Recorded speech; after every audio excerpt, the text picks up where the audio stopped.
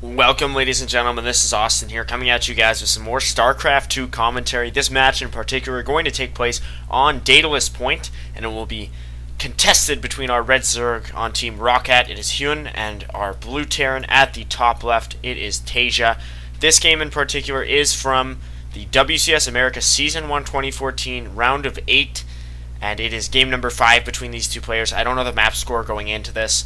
I may or may not tell you guys at the end of the game who actually took the series as a whole, but until then, we will have this exciting TvZ between two world-class players. And before we fully immerse ourselves into the action, while we wait for some workers to be built and for some early game to go by, I just wanted to say I had final exams for the past couple of weeks, so I had been very busy and was not able to put out any commentaries. And I actually did casted this game yesterday and uploaded it today, but for multiple reasons I decided to recast it just because it was laggy. I was using Fraps on the same partition as my game install. I used to have a separate partition, but when I took about a year off from casting, I deleted the partition, so I remade it, and recording should be a little bit less choppy today. I'm hoping so, because some of the engages were really laggy, and also I was really tired, and I felt I was off my game and not really doing the commentary any justice.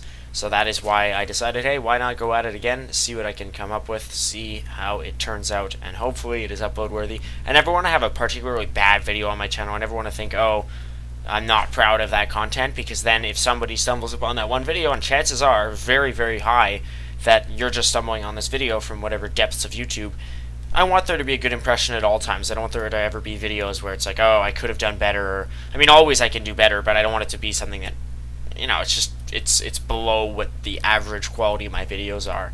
I want to kind of aim for a general standard that viewers can expect, because people love standards and people love getting used to things. And what more can I say? HyuN is a very, very powerful player. When I last casted before this new influx of videos, this was about a year and a half ago, HyuN was up and coming. I remember casting a ZvZ between him and Slivko, the Russian player, and he was doing well, but he had a few major flaws in his gameplay that he was still ironing out. He originally came over from Brood War, and then by now, of late, he's just exploded. I remember just before I stopped casting, he made it to a GLCL finals and lost to Sniper in 7 games, and I was so disappointed. I wanted him to take it, but since then, after that GSL finals, his results have just exploded. He's been doing well. He's a consistent threat overseas and in Korea itself. He's been more in America, though, of course, doing WCS America. He's made it this far in this season. And TaeJa, the Liquid Terran, he was again just starting to get going when I was last watching him. He won a Dream Hack, and then since then he's done so much more. I would say, in terms of Terrans, MVP was the best player from about 2010, 2011 to 2012. But then, since about MVP's kind of dropped off since he lost that finals to Life, I think it was GSL Season 4, 2012, then TaeJa's just taken off where he's left up. I mean, MVP's still a very, very good player. I'm not going to take that away from him. But in terms of overall results, it's just been TaeJa's period of dominance. And HyuN, he's just been a general purpose threat. I'm very excited to see these two players go at it, as we do have TaeJa with a Reaper now moving in. One of them is already in the base, and hey, I missed that one. So you're just going to have to watch the second one along with the first. Few wings moving up from HyuN. They do not have speed. It is still researching as we speak. The Queen just trying to push away the Reapers. They are so durable with the combat drugs that they can poke away at the Queen. If they're able to get the snipe, that is massive. I don't think they'll be able to, just because there's another Queen now moving in.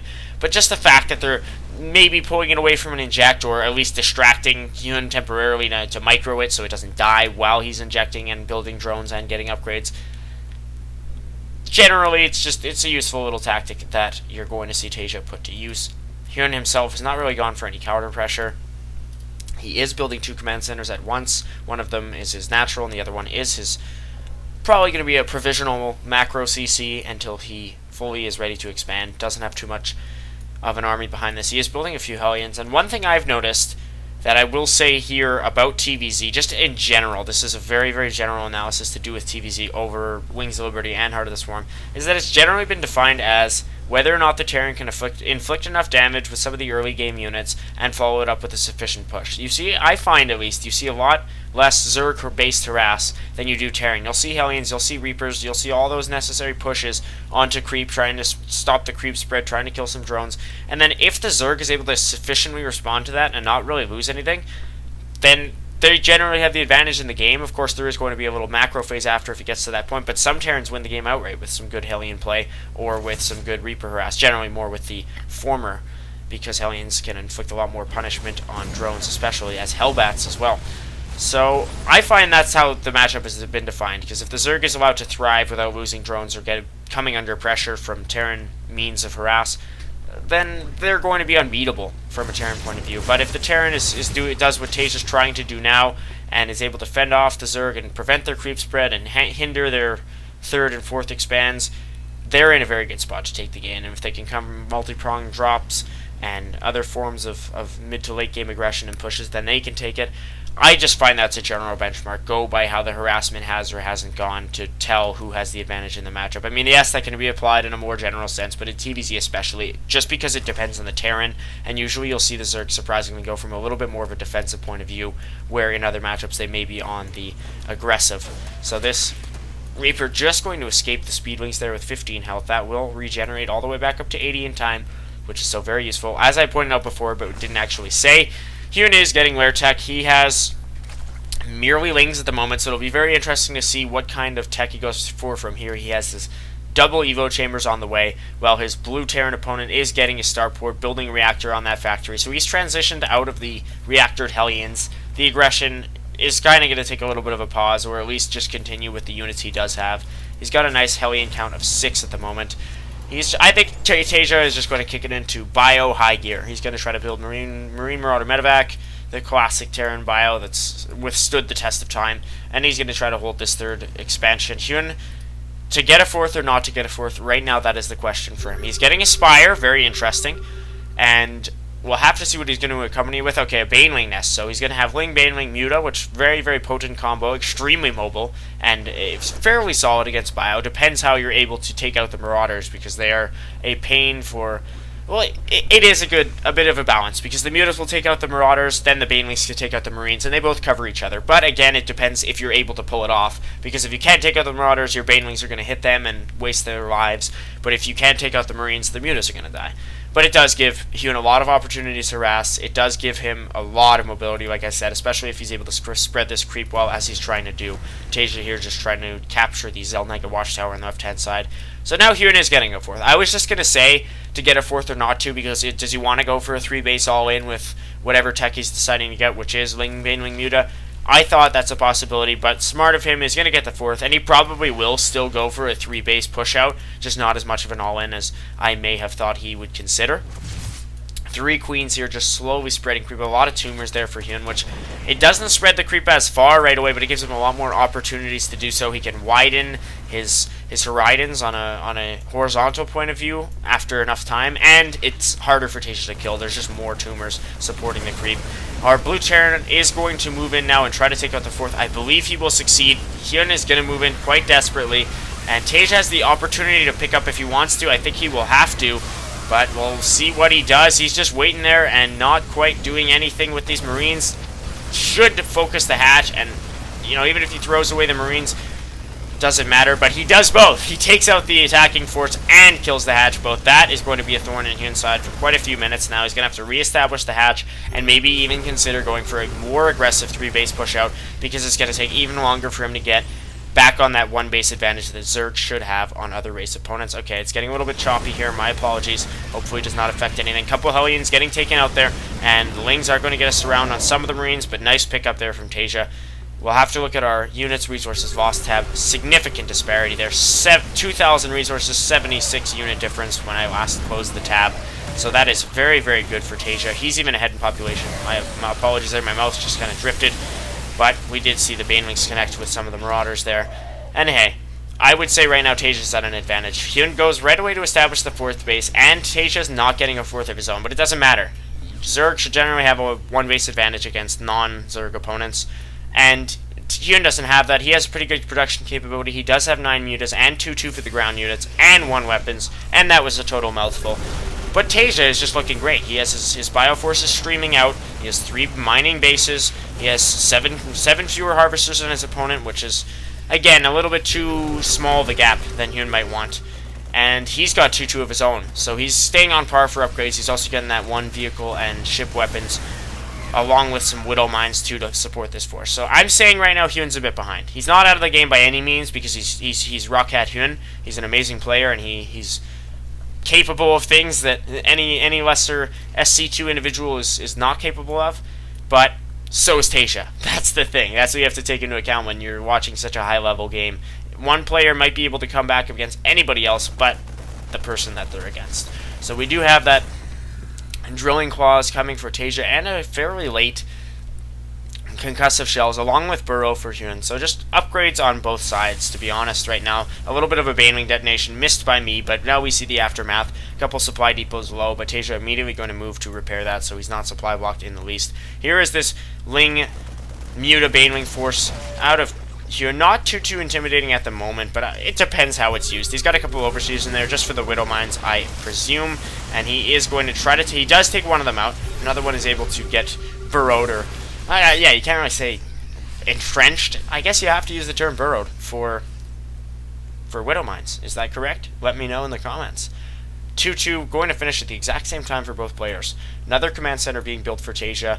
He is getting, yeah, that is 2 armor. I can't even see under the name tab. I can see even less. He's getting 3 weapons as well.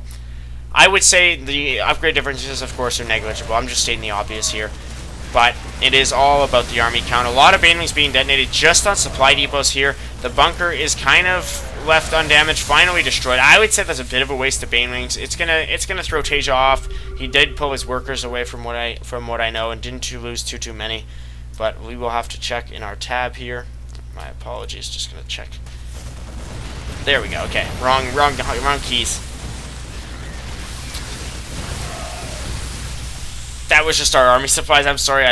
My apologies, guys. I'm just missing out on some workers lost tab. We do have a push out here on the 4th base, and that was a complete mishap for me. My sincere apologies again. Here is now HyuN attacking with the Mutas, with the Banelings, with the Lings. Very strong aggression here from our Red Zerg, and he takes out a lot of units there. We do see the resources lost tab still favoring TaeJa, but the margin is narrowing. Some of the Mutas leaving themselves vulnerable and almost getting taken out. There is a Thor now moving in, so TaeJa, he had that tech. I was more focused on the engage of TaeJa's 3rd, but he does have Thor tech, and that's so useful for eliminating Mutas. A lot of Banelings cancelled there, so small waste of resources, but HyuN has a great economy. He does indeed. The supplies are fairly even, almost too even for a TvZ, but again, if we look at our income differences, a lot more minerals for HyuN, a few hundred more gas, which is fairly significant. And I imagine TaeJa can't even really pick up at this point because the Mutas will kill that too. He does now because he kills the last Muta with his Marines, but still, I don't know. The gap is closing. There is our workers killed tab. So HyuN only killed 4 at the 3rd. I'm sorry for completely losing my mind there, and I'm sorry for saying sorry so many times, but you get the point. I'm a perfectionist, and now I remember all my hotkeys for commentating. We have the Thor killing off the few changelings there, along with the Marines. I'm personally going to say that TaeJa still kind of has the edge. He needs to get another base. He is getting another base. Of course, he thinks way ahead of me, and I'm behind him in terms of thought process. He's getting a PF on that as well. But he just needs to continue doing what he's doing. Banelings and Lings moving in, quickly getting cleaned up. And if TaeJa can take out this base, that would be huge. There is going to be a multi-pronged attack moving in here, and that could be the game changer. Banelings detonating, not quite taking out the Thor, but now the Mutas will come in from the left-hand side, and the Thors don't know what to attack. They're not focusing down the Mutas. TaeJa's not forcing them to do so. And now one of the Thors will get picked up. The other one will get destroyed. That resource is lost again. Well, actually, it's at 7k, but hey, I'm trying to find something here. The Thor is dropped, and the medevacs are low, so it looks like both are going to get destroyed. Yes, indeed, he is going to lose the medevac, and he does lose the Thor. So again, while the resources lost will refuse to cooperate with my saying that HyuN is getting closer in terms of minerals lost to TaeJa, who needs the resources lost tab anyway? We never liked it to begin with. It's just a matter of HyuN getting back into this game. He didn't lose the 4th, which would have been probably a game-winning move, because TaeJa would have been on an extra base than his opponent, and that goes completely against the sacred code of number of bases in a Zerg versus non-Zerg matchup. That's just the unwritten code of StarCraft 2. Always have one more base than your opponent if they are not a Zerg and you are. TaeJa would have had that, the reverse of that, and that would have probably been game ending, I would have said. But right away, HyuN says, okay, maybe I have the inferior army, maybe so. couple of banelings going off there, by the way. Not a major number of workers killed. And then all of a sudden, HyuN just says, yeah, I'll move in from two sides. I'll get the banelings to lower the units. I'll get the mutas out of the way so that the Thors can't exactly eliminate all of them at once. And then I'll just mop up, and he does it beautifully.